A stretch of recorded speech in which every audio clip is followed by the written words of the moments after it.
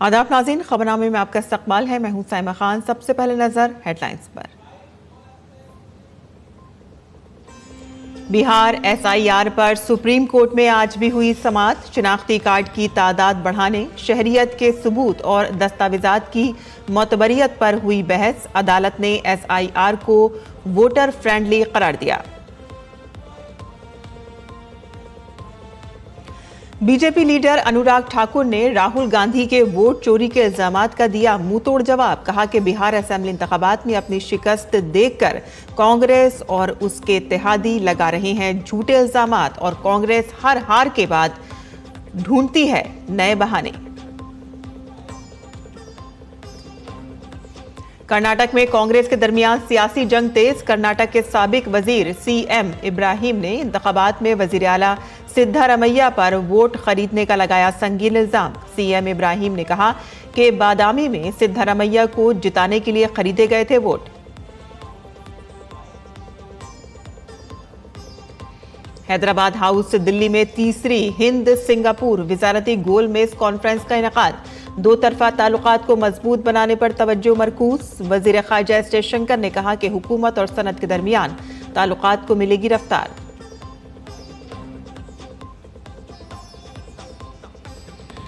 Bharat Commonwealth game 2030 की मेजबानी का दावा करेगा पेश। IOA ने जनरल मीटिंग में मेजबानी के दावे की बाजाब्ता दी मंजूरी। दस्तावेजात 31 अगस्त तक जमा करा दिए जाएंगे।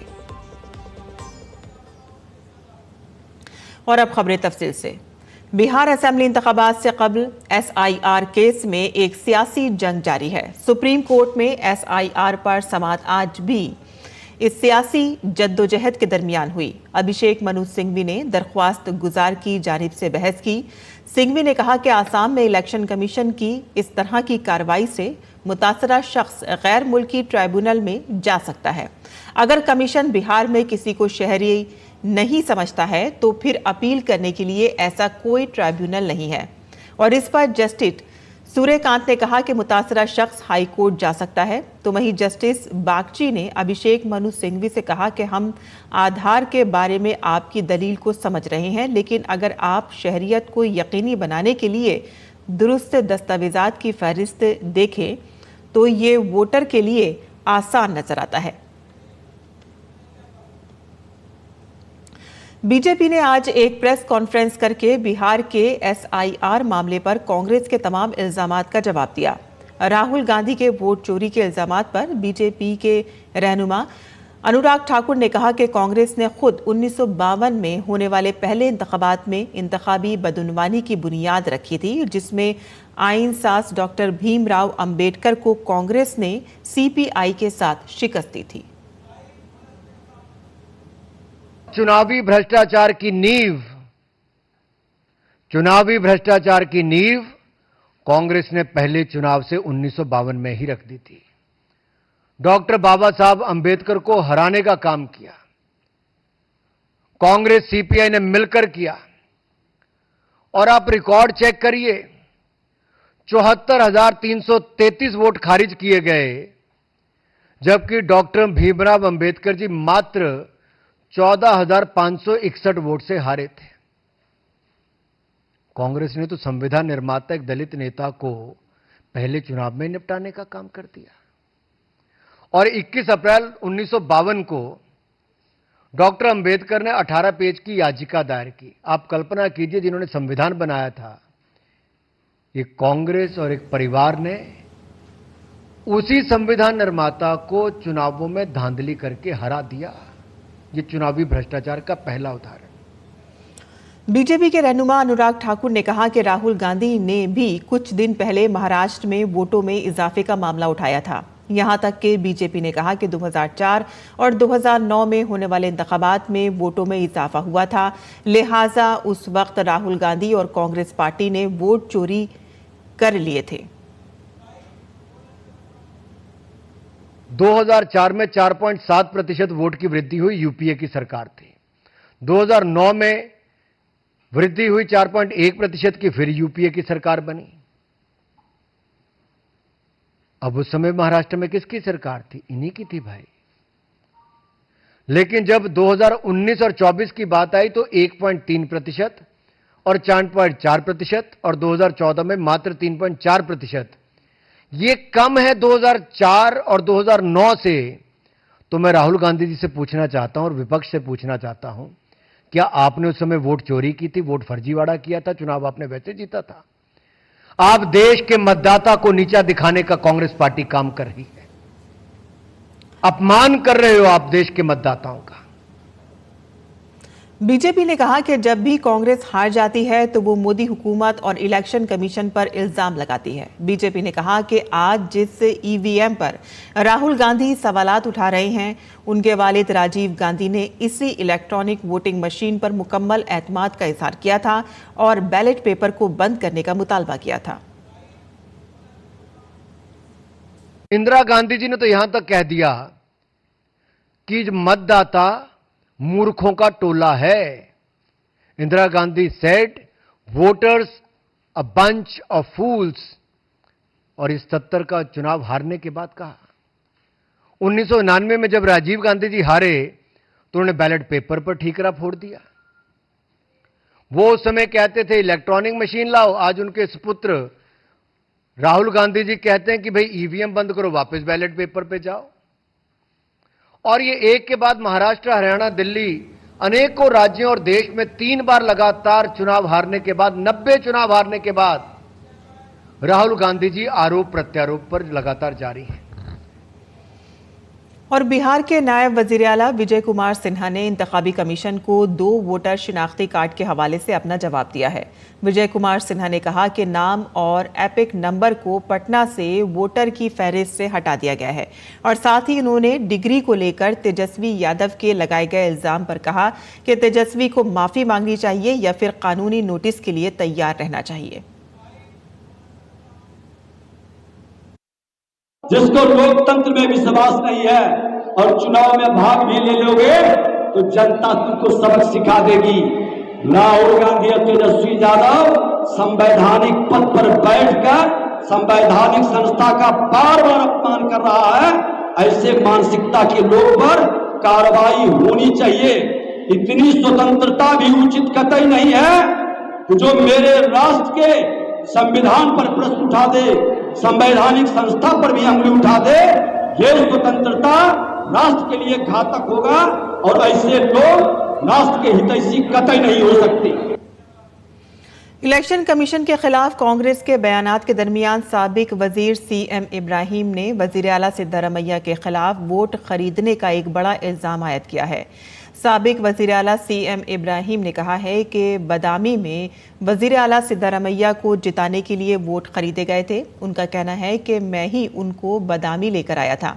सिद्धारमैया अपने आबाई इलाके चामुंडेश्वरी में हार जाते, ये पता चलने पर मैं ही उन्हें बदामी लेकर आया और वहां एमएलए बी के चमनकट्टी से मुलाकात कराकर इलेक्शन लड़वाया और वहां चमनकट्टी की मदद से कर्ज के पैसों से वोट खरीदे। दरियासना कर्नाटक से बीजेपी के राज्यसभा के रुकन पार्लियामेंट लाहड़ सिंह सिरेविया ने एक बयान जारी किया है जिसमें कहा गया है कि 2018 के असेंबली इंतखाबात में जिला बागलकोट की बदामी असेंबली नशिस्त में इंतखाबी कवानीन की खिलाफ वर्जी की गई थी। और इन्फोर्समेंट डायरेक्टोरेट के एहलकारों ने कर्नाटक के उत्तर कन्नड़ जिले के कारवार हलके से कांग्रेस एमएलए सतीश कृष्णा के घर पर छापा मारा है। ये छापे कर्नाटक, गोवा और मुंबई में मारे जा रहे हैं। इल्जाम है कि लोहे की कुछ धात की गैर कानूनी कानकनी करके इसे बैरून मुल्क भेजा गया, जिससे हुकूमत को 38 करोड़ रुपए का नुकसान हुआ। लेकिन ईडी का मानना है कि यह नुकसान कई सौ करोड़ का है। ईडी के 24 से ज्यादा एहलकारों ने घर में मौजूद दस्तावेजात की जांच की है। एमएलए सतीश सेल और उनका कुनबा जारी असेंबली इजलास की वजह से बेंगलुरु में है और एमएलए सतीश कृष्णा सेल, जो पहले ही गैर कानूनी स्मगलिंग के एक मामले में जेल की सजा काट चुके हैं, उनको बेलगिरी बंदरगाह से मल्लिकार्जुन शिपिंग कंपनी के जरिए बैरून मुल्क कुछ धात की गैर कानूनी स्मगलिंग के मामले में मुजरिम करार दिया गया था। रिटायर्ड लोक आयुक्त जस्टिस संतोष हेगड़े की क़यादत में एक शिकायत की बुनियाद पर अवामी नुमाइंदों की खुसूसी अदालत ने सतीश सैल को गुज़िश्ता अक्टूबर में 7 साल कैद और 44 करोड़ रुपए के जुर्माने की सजा सुनाई थी। सतीश कृष्णा सैल ने अदालती हुक्म को चैलेंज करते हुए हाई कोर्ट में अपील दायर की थी। अपील पर गौर करते हुए अदालत ने सजा मुअत्तल करते हुए जमानत मंजूर करते हुए जुर्माने की रकम का 25% जमा कराने की हिदायत दी और अब इस मामले में उनके घर और उनसे मुताल्लिक मकामात पर छापे मारे जा रहे हैं। केरल के त्रिशूर में बीजेपी के कारकुनों पर लाठीचार्ज के खिलाफ एहतजाज जारी है। दरअसल मरकजी वजीर और बीजेपी के रुकन पार्लियामेंट सुरेश गोपी आज सुबह त्रिशूर पहुंचे और उन्होंने मंगल की रात बीजेपी माकपा तसादुम में जख्मी होने वाले बीजेपी के कारकुनों से मुलाकात की। जराये के मुताबिक मंगल को बीजेपी के कारकुनों ने सीपीएम डिस्ट्रिक्ट कमेटी के दफ्तर की तरफ सीपीएम के कारकुनों के जरिए मार्च किया, जो मरकजी वजीर और मकामी रुकन पार्लियामेंट सुरेश गोपी के साइन बोर्ड पर खाम तेल फेंक रहे हैं। केरल पुलिस ने बीजेपी कारकुनों के मार्च को सीपीएम ऑफिस से तकरीबन 100 मीटर कबल रोक दिया, जहां पुलिस ने लाठीचार्ज किया और इस लाठीचार्ज में बीजेपी के बहुत से कारकुन जख्मी हुए। इस कार्रवाई से नाराज बीजेपी ने आज रियासत में एहतजाज का मुतालबा किया। भारत और सिंगापुर के दरमियान मजबूत स्ट्रैटेजिक और तिजारती ताल्लुकात को मजीद मुस्तहकम करने की तरफ एक अहम कदम उठाते हुए आज दिल्ली में तीसरी भारत सिंगापुर वजारती गोलमेज कॉन्फ्रेंस मुनक़िद हुई।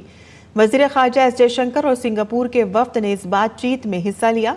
वज़ीर ख़ारजा डॉक्टर एस जयशंकर ने अपने सोशल मीडिया प्लेटफॉर्म एक्स पर मीटिंग की तस्वीर शेयर की और लिखा कि ISMR में शिरकत करके खुशी हुई। आज ISMR की India Singapore business round table की वफ्द के साथ एक नतीजा खेज बातचीत हुई। और अब पेश है मुल्क भर में मनाए जा रहे घर घर तिरंगा यात्रा से मुताल्लिक खबरें।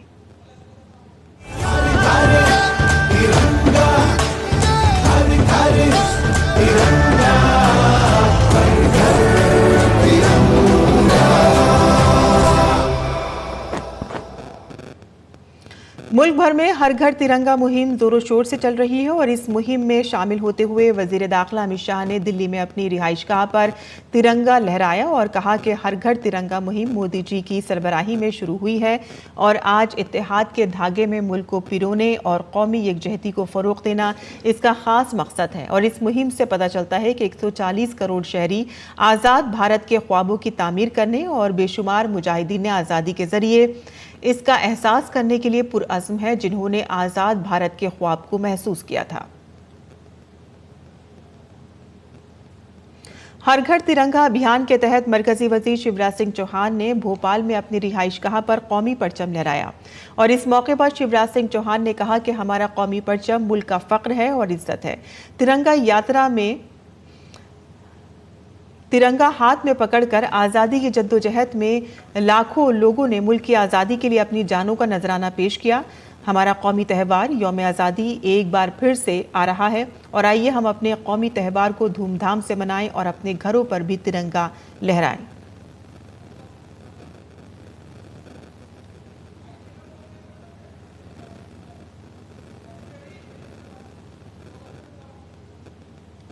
अपने घर भी तिरंगा फहराएं। आज मैंने अपने परिवार के साथ तिरंगा फहराया है। आपने अभी तक फहराया कि नहीं? नहीं तो अपने घर पर जरूर तिरंगा लहराएं।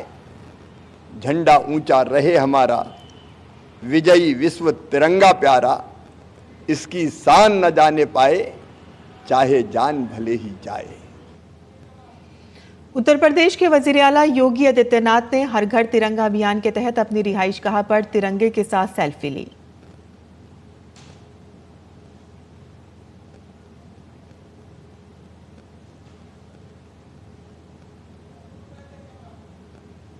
उत्तर प्रदेश के लखनऊ में भी तिरंगा यात्रा निकाली गई। वजीर आला योगी आदित्यनाथ, ब्रजेश पाठक और केशव प्रसाद मौर्य समेत स्कूली तलबा के साथ यात्रा में शामिल हुए। योगी आदित्यनाथ ने कहा कि उत्तर प्रदेश में हर घर तिरंगा यात्रा निकाली जा रही है। हर भारतीय के घर में भारत की आन बान शान की मिसाल ये तिरंगा लहराया जाना चाहिए।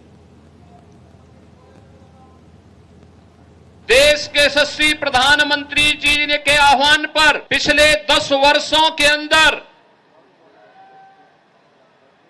राष्ट्रीयता का भाव प्रगाढ़ता के साथ हर जन तक, हर घर तक पहुंचे।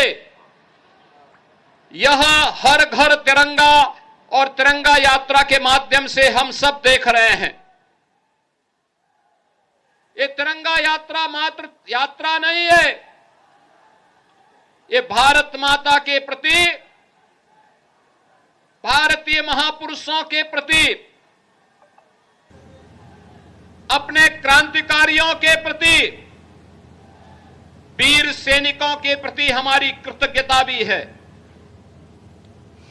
और उत्तर प्रदेश के नायब वजीर आला ब्रजेश पाठक ने कहा कि बीजेपी ने घर घर तिरंगा मुहिम का बीजेपी ने अहद लिया है और उत्तर प्रदेश के 5 करोड़ खानदानों तक पहुंचेंगे और 25 करोड़ लोग घर घर तिरंगा लहराएंगे।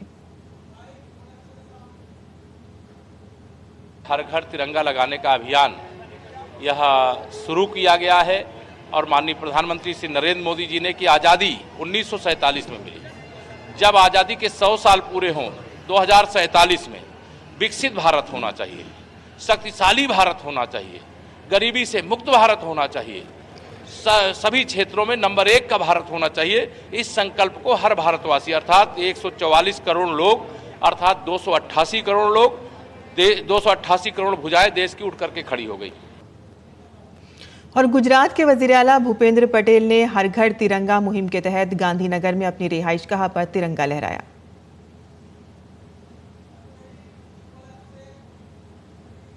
उत्तराखंड के वजीर आला पुष्कर सिंह धामी ने हर घर तिरंगा मुहिम के तहत देहरादून में अपनी रिहाइशगाह पर तिरंगा लहराया।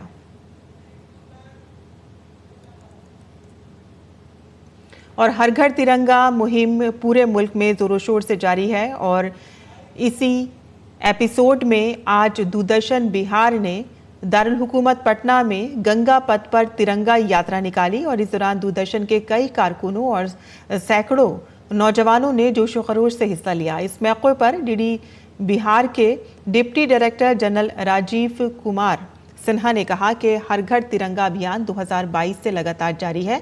उन्होंने कहा कि ये मुहिम मुल्क के वज़ीर आज़म नरेंद्र मोदी की खुसूसी पहल है। इस मुहिम का बुनियादी मकसद लोगों में जज्बा हुब्बुल वतनी पैदा करना और कौम को एक दूसरे के साथ बांधना है।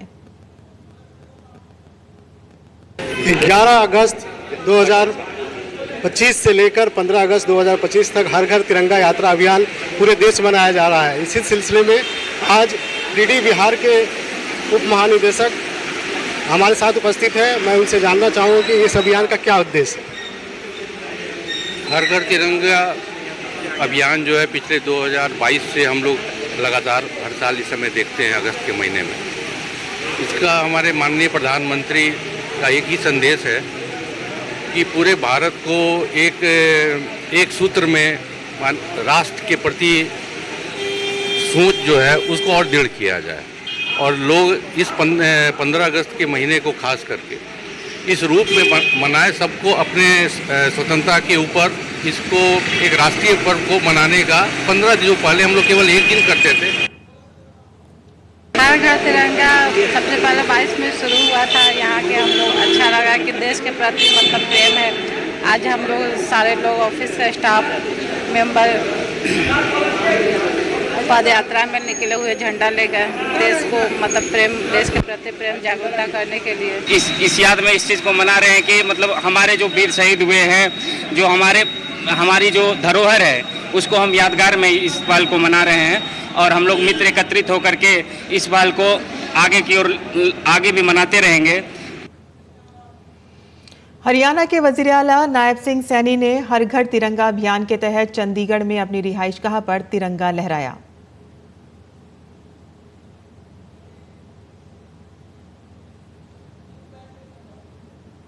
और रांची में भारतीय जनता युवा मोर्चा ने 79वें यौम आज़ादी की तकरीबात से पहले हर घर तिरंगा मुहिम के तहत तिरंगा यात्रा निकाली और इसमें झारखंड बीजेपी के सदर बाबूलाल मरांडी ने शिरकत की।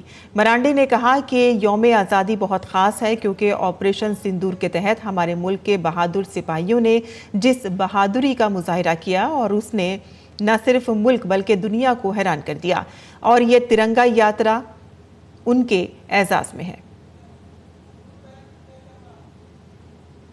उड़ीसा के संबलपुर में हर घर तिरंगा मुहिम के तहत बाइक रैली मुनक्किद की गई। इस रैली में मौजूद कलेक्टर सुधेश्वर बलराम ने कहा कि तिरंगा बाइक रैली के इनेकाद से लोगों में बहुत जोश देखने को मिल रहा है। संबलपुर ज़िले में आज तिरंगा बाइक रैली हुआ है। तो हम 2 दिन के बाद 78 हमारा इंडिपेंडेंस डे मनाएंगे।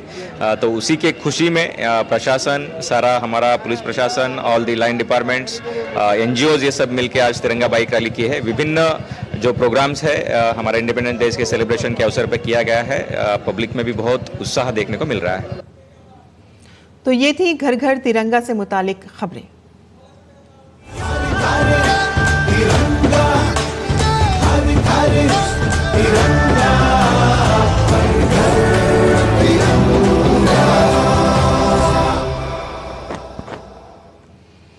और नशा मुक्त भारत अभियान मुल्क में मनशियात के इस्तेमाल को रोकने और नशे से छुटकारा पाने में एक बड़ी कामयाबी हासिल कर रहा है। नशा मुक्त भारत अभियान के 5 साल मुकम्मल होने पर हमारे नामानिगार अजीत द्विवेदी से समाजी इंसाफ और बाइख्तियार बनाने के मरकजी वजीर डॉक्टर वीरेंद्र कुमार ने खुसूसी बातचीत की। आइए देखते हैं। नशा मुक्त भारत अभियान को 5 वर्ष पूरे हो रहे हैं। हमारे साथ बात करने के लिए केंद्रीय सामाजिक न्याय और अधिकारिता मंत्री डॉक्टर वीरेंद्र कुमार जी हैं।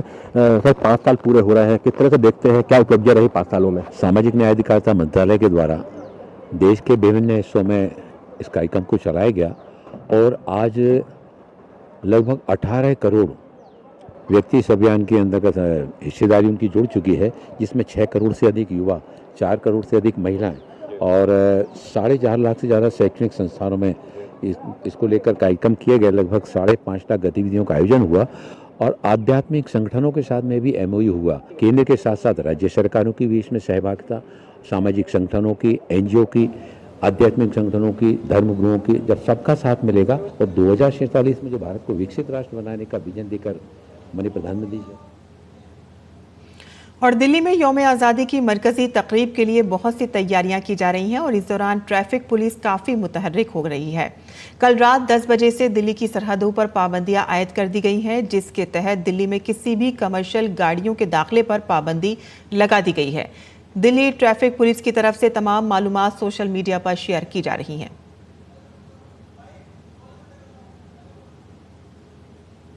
ट्रैफिक पुलिस का काफ़ी मूवमेंट रहता है, जो कि VIPs का मूवमेंट्स भी रहता है काफ़ी। तो इसमें हम लोग ट्रैफिक रिस्ट्रिक्शंस हैं, हमारे बॉर्डर्स पे रहते हैं। 10 बजे से रात में, जैसे कल रात में 10 बजे से हमारे रिस्ट्रिक्शंस लग गए थे बॉर्डर्स पे। तो कोई भी कमर्शियल व्हीकल्स वगैरह हम नहीं आने देते हैं और ये जब तक कि हमारा ये अरेंजमेंट यहाँ ख़त्म नहीं होता है रेड फोर्ट का, तब तक रिस्ट्रिक्शंस रहते हैं। ऐसे हम 14 की रात में 10 बजे से लगाएंगे रिस्ट्रिक्शंस और 15 अगस्त को भी जो भी बॉर्डर्स पे हमारे जो व्हीकल्स का रिस्ट्रिक्शंस है उसको हम पालन करेंगे। कुछ हमारी रोड्स हैं जहाँ पे VIP मूवमेंट्स होंगे, तो वहाँ पे ड्यूरिंग मूवमेंट हम वहाँ पे रिस्ट्रिक्शंस लगाएंगे। तो हिसाब से हमारा स्टाफ प्रॉपरली ब्रीफ्ड है, उनको हम लोग को प्रॉपर हम लोग अर्ली मॉर्निंग से हम लोगों का डिप्लॉयमेंट रहता है और हमारा नाइट विजिल भी रहता है। तो उसके तहत हम लोग अपने तरीके से पूरी तैयार हैं। और 15 अगस्त के पेश नज़र दिल्ली मेट्रो ने लोगों के लिए नई हिदायत जारी की हैं। 15 अगस्त को यौम आज़ादी की तकरीबात में खुसूसी और मदू मेहमानों और आम लोगों की सहूलत के लिए दिल्ली मेट्रो अपनी तमाम लाइनों पर तमाम टर्मिनल स्टेशनों से सुबह 4 बजे अपनी खिदमात शुरू करेगी। रेल खिदमात सुबह 6 बजे तक तमाम लाइनों पर 30 मिनट के वक्फे के साथ दस्तयाब होंगी और इसके बाद बाकी दिनों के लिए बाकायदा टाइम टेबल पर अमल किया जाएगा।